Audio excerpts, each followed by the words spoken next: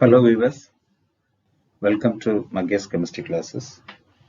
This presentation we will discuss about PGTRB electrochemistry, Debye-Köppel-Arnsager equation, limiting law and theory in detail, and also some of the previous year questions will be detailedly explained. In TRB PG examination, electrochemistry is the important topic. Nearly about 5 to 8 questions will be asked in the each and every examinations. And in this channel, we have already uploaded various topics related to the PGTRB. Here the electrochemistry, Boster video 10, Debye-Köppel theory, and the Arnsager equations. Let us move into the video part.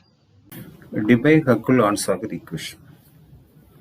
Before we enter into the topic, the three important things we have to know. The what is strong electrolyte.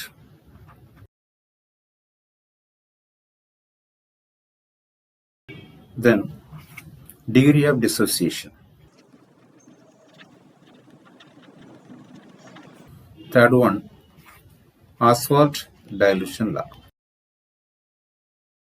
First of all, what is strong electrolyte? For example, ஒரு container எடுத்துக்கலாம். இந்த கண்டெய்னரில் ஒரு 1 molar 500 ml இந்த solutions வந்து இருக்கு. இன்னொரு கண்டெய்னரில் அதே 1 molar இருக்கு. ஆனால் கண்டெய்னருடைய வால்யூம் வந்து 1000 ml வச்சுக்கிடுங்க. இந்த இருக்கக்கூடிய எலக்ட்ரோலைட்ஸ் இதில் இருக்கக்கூடியது NaCl. இந்த 1 molar NaCl என்ன பண்ணும் அப்படின்னா இந்த 500 ml கம்ப்ளீட்டாக டிசோசியேட் ஆயிரும். இப்போ 1 molar டிசோசியேட் ஆனால் நமக்கு இருக்கக்கூடியது 6.023 × 10⁻23 மாலிகுல்ஸ். இந்த 1 molar 1000 ml இருக்கக்கூடிய நம்பர் ஆஃப் அயன்ஸ் வந்து 6.023 × 10⁻23. என்ன தெரிஞ்சுக்கணும் அப்படின்னா 500 ml சொல்யூஷனாக இருந்தாலும் இது கம்ப்ளீட்டாக டிசோசியேட் ஆகி இந்த மாலிகுல்ஸ் கொடுக்குது. 1000 ml வால்யூமில் இருக்கும்போதும் அதோட இது வந்து கரெக்ஷன் வந்து சேம் நம்பர் ஆஃப் அயன்ஸ் கொடுக்குது. என்ன meaning? Strong electrolyte ionised completely in any concentration. So concentration எப்படி இருந்தாலும் அது வந்து என்ன பண்ணும், நமக்கு வந்து கம்ப்ளீட்டாக அயனைஸ் ஆயிரும். ஓகே, நெக்ஸ்ட் ஒன் வந்து degree of dissociation. Degree of dissociation அப்படிங்கிறது என்ன? Number of molecule dissociate to the total number of molecules. For example வந்து 10 மாலிகுல்ஸில் வந்து 10 மாலிகுல்ஸும் டிசோசியேட் ஆயிடுச்சு அப்படின்னா ஆல்ஃபா வேல்யூ என்ன? 1. So for strong electrolyte alpha is equal to 1. For weak electrolyte, alpha is less than 1. So this is for strong electrolyte and this is for the weak electrolyte. So degree of dissociation அப்படிங்கிறத எடுத்துக்கிட்டோம். அடுத்தது எடுத்துக்கிட்டது வந்து பார்த்தீங்கன்னா Ostwald dilution law. Ostwald dilution law என்ன சொல்றது அப்படின்னா the alpha, the degree of dissociation is directly proportional to the dissociation constant and inversely proportional to the concentration. That is, dilution வந்து increase ஆச்சுன்னா டைலூஷன் இன்க்ரீஸ் ஆச்சுன்னா alpha வந்து என்ன பண்ணும்? Increase ஆகும். ஸோ இது எல்லாமே எடுத்துக்கலாம். இப்போ நம்ம என்ன பண்ணுறோம், இந்த Debye-Köppel theory and Debye-Köppel-Arnsager equations வந்து ஸ்ட்ராங் எலக்ட்ரோலைட்டுக்கு தான் அப்ளிகபிள் ஆகும். அப்போ எந்த பாயிண்ட்டில் நம்ம இந்த கான்செப்ட் எடுத்துக்கணும் அப்படின்னா ஸ்ட்ராங் எலக்ட்ரோலைட்டுக்கு தான் Debye-Köppel-Arnsager ஈக்குவேஷன் கொடுக்குறோம்.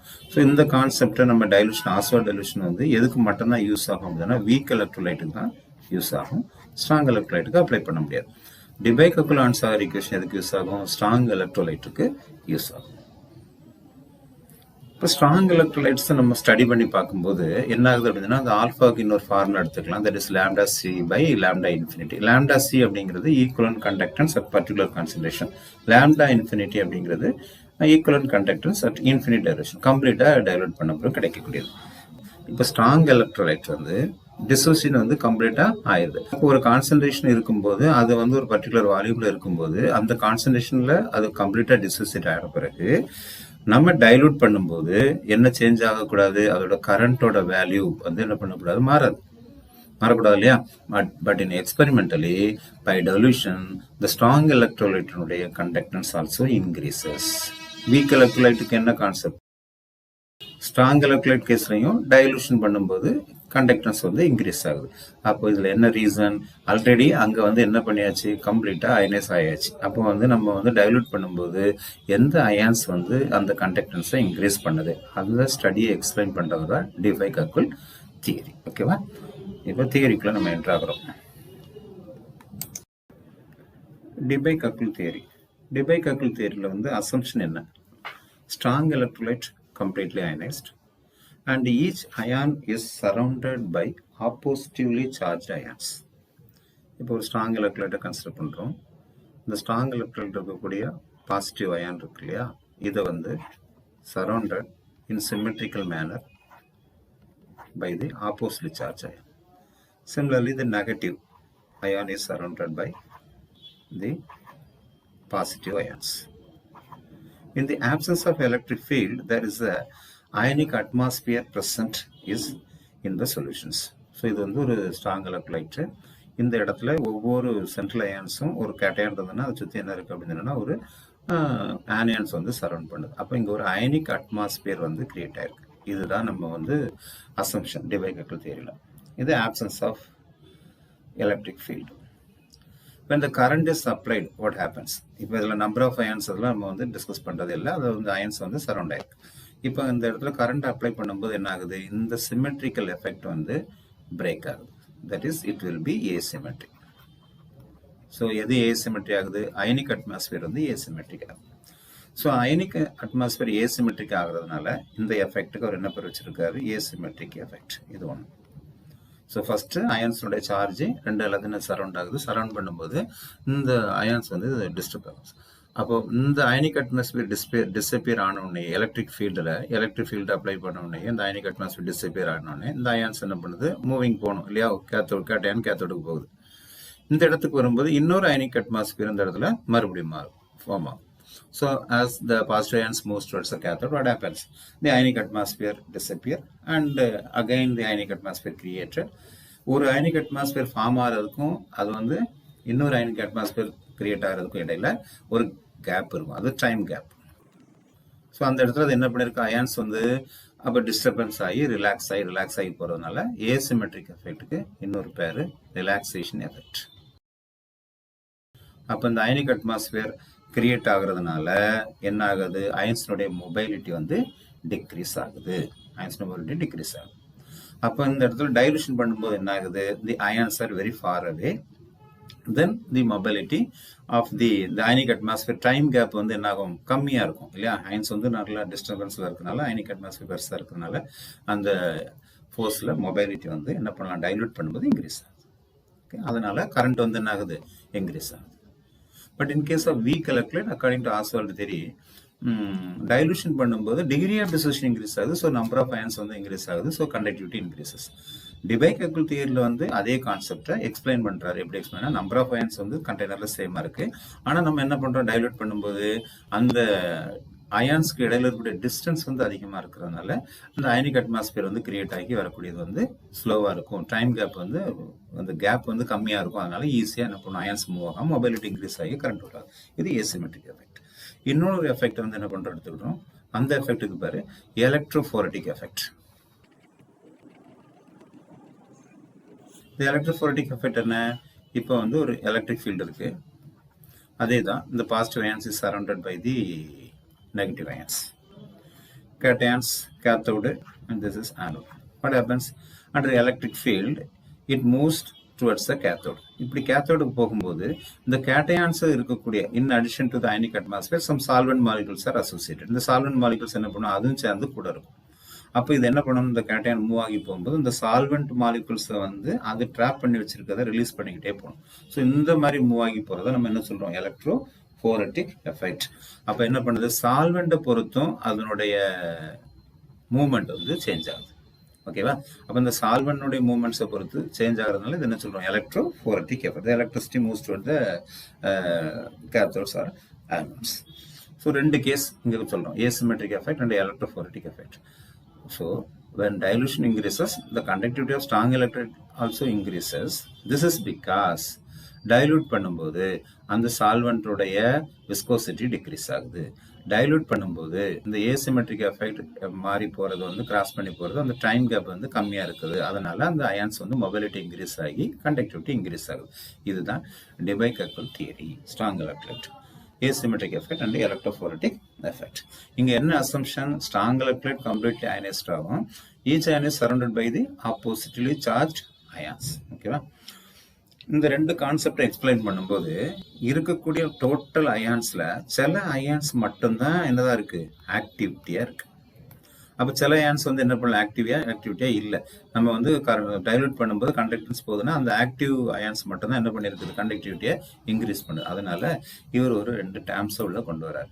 அந்த ஒன்று வந்து ஆக்டிவிட்டி அண்ட் ஆக்டிவிட்டி கோஎஃபிஷியன்ட் அப்படிங்கிற டேர்ம்ஸை உள்ள கொண்டு வந்து இவர் என்ன பண்றாரு, அதை எக்ஸ்பிளைன் பண்றாரு.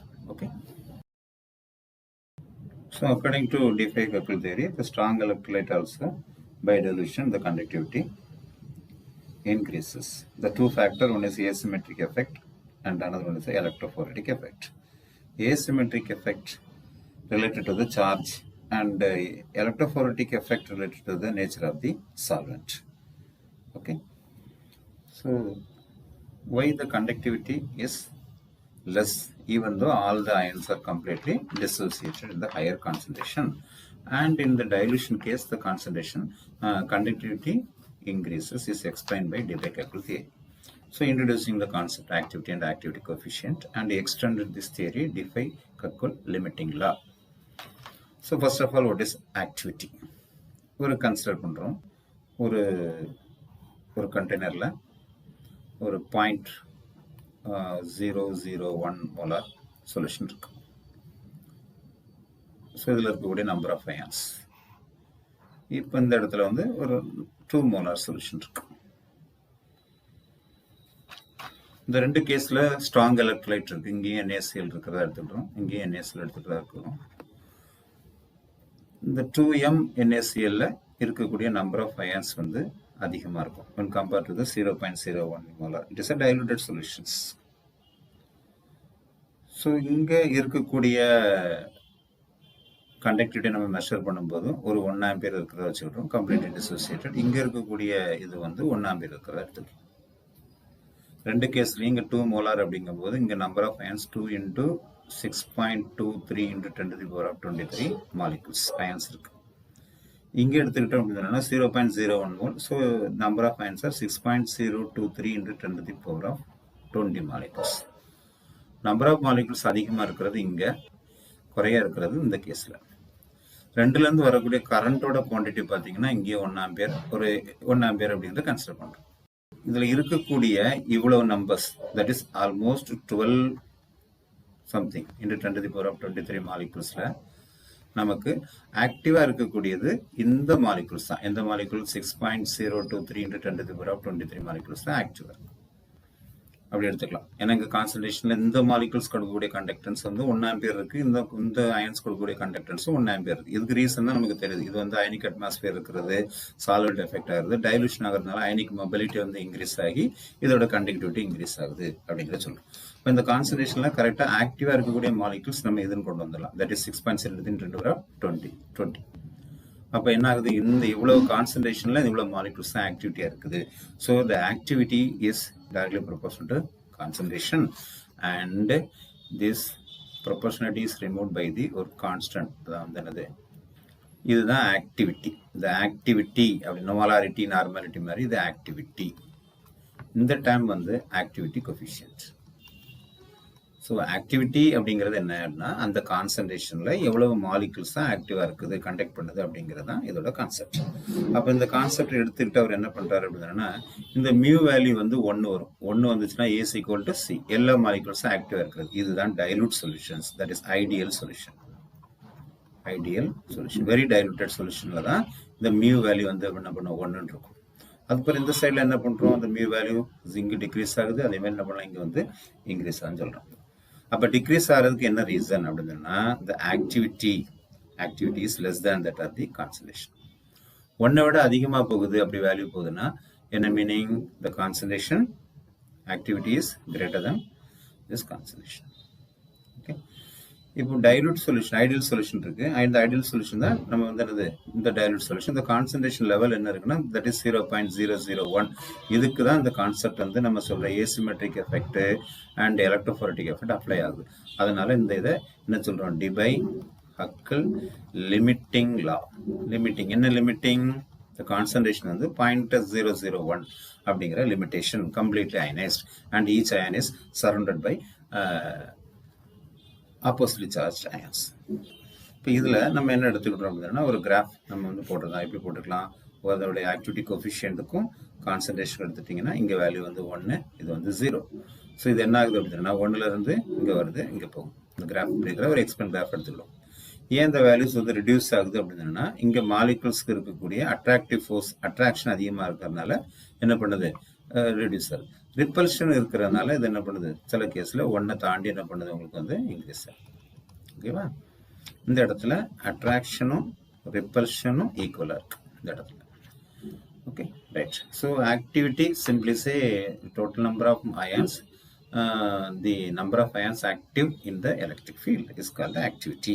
So activity and activity coefficient இதை டீட்டெயிலாக நம்ம வந்து இன்னொரு வீடியோவில் அது ப்ராப்ளத்தோட டிஸ்கஸ் பண்ணுறோம். இந்த இடத்துல இந்த லெவலோட நம்ம டிஃபை-ஹக்கல் லிமிட்டிங் லாவுக்கு போயிடும். DeFi-Hückel limiting law.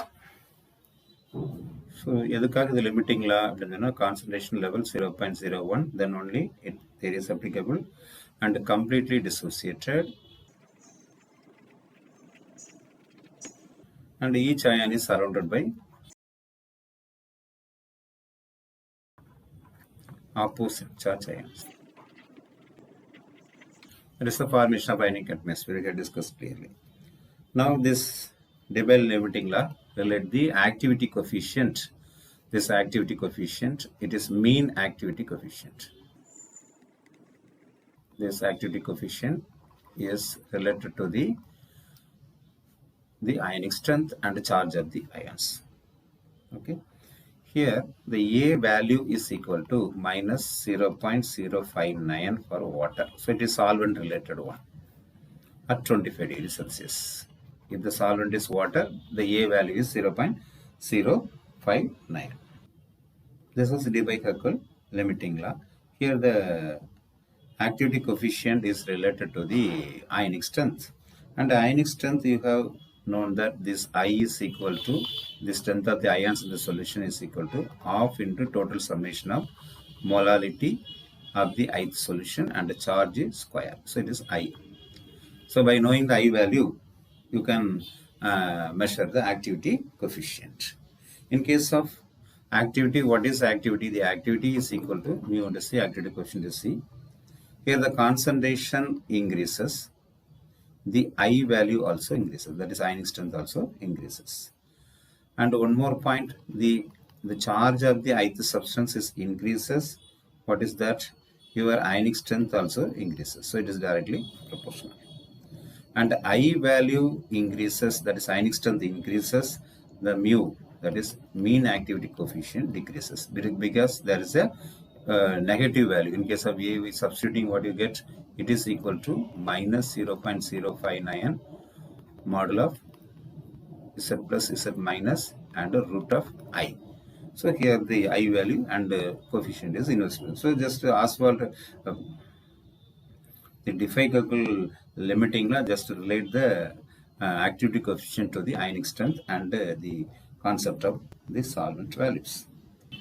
The Debye-Hückel theory and the conductivity and Debye-Hückel limiting law is mathematically extended by Debye-Hückel-Onsager equation. The theoretical concept is mathematically expanded, and the Debye-Hückel-Onsager equation is lambda C is equal to lambda infinity minus the two constant A plus B, the lambda infinity into concentration in the square root form. So this is the mathematical extension of Debye-Hückel theory. So we have discussed Debye-Hückel theory, that is asymmetric effect and electrophoretic effect, and they introduce the concept mean activity coefficient and activity coefficient, and relates the activity coefficient to the solvent properties and ionic strength. And the Debye-Hückel-Onsager equation is the mathematical extension of the Debye-Hückel theory. Okay, here A and B is the constant, and A depends upon the value A is equal to 82.4 divided by root of dielectric constant and temperature and the viscosity eta. Okay, and B is equal to 8.20 into 10 power 5 divided by cubic root of D and T. Here the D is the dielectric constant. So dielectric constant of the solvent. What is this dielectric constant? Dielectric constant, it is the capacity to weaken the force of the attraction between the charges. So dielectric constant increases, the dissociation increases. Dielectric constant increases, what happens? It is the capacity of the solvent to weaken the force of attraction between the charges. So dielectric constant increases, what happens? The dissociation increases. Dissociation increases, what happens? The current also increases. Equivalent conductance also increases. So these are about the Debye-Kappel-Onsager equation. Let us see some problems solved in the 2019 TRB PG. So this is the question from TRB 2019. TRB PG 2019. The conductance of Ki in water follows Onsager equation, but Ki in acetone deviates from Onsager equation. This is because acetone is an organic solvent. Acetone evaporates easily. Boiling point of acetone is low, and the dielectric constant of acetone is low. Debye-Kappel-Onsager equation, that is lambda C. Lambda C is equal to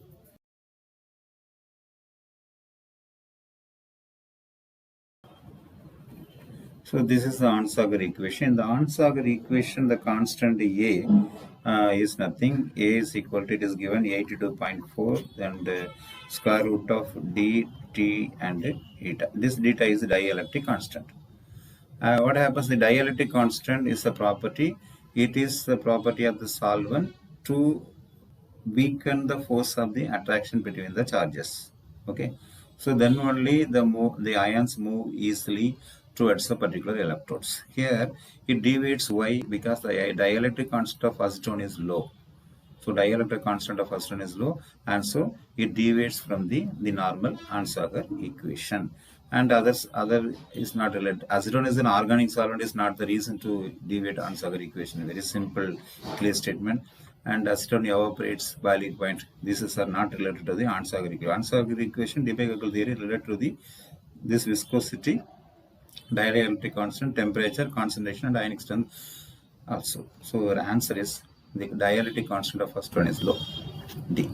So this is a question from TRB PG 2019. When the observed equivalent conductance of KCl is plotted against the square root of corresponding concentration, the straight line is observed at a slope 0.5 and lambda is equal to 0.01 and B in the Debye-Kappel-Onsager equation is 0.2, then the value of A is. Very simple question, direct question. What is Onsager equation? Onsager equation, Debye-Kappel-Onsager equation equal to lambda is equal to lambda C, or lambda in the particular concentration is equal to lambda infinity minus the two constant A plus B into lambda infinity into square root of C. Here the observed equivalent conductance of KCl is plotted against the square root of corresponding concentration. So you have a graph, the graph lambda C, and here you root C, observed equivalent conductance and concentration. You get a slope like this. It is a linear equation. Y is equal to mx and this is C. So m is the slope you get, and the intersect is given by lambda infinity C. Okay, so this slope value is given.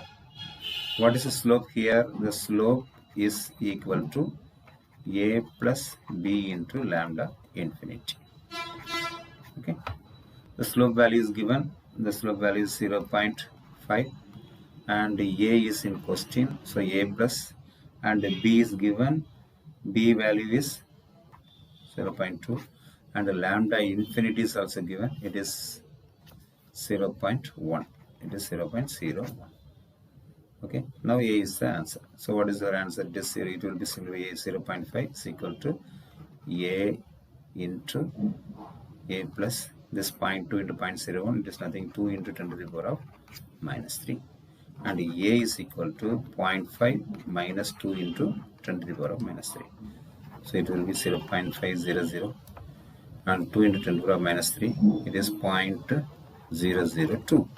So this is equal to 894, 0.498. A is equal to 0.498.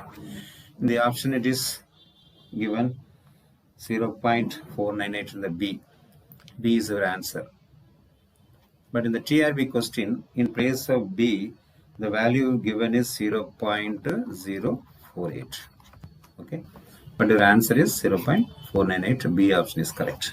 The question is okay, viewers. I hope that it is useful to you. Here we have discussed Debye-Huckel theory, limiting law, and Arnsager equation, and the two problems related to it. Thank you for watching.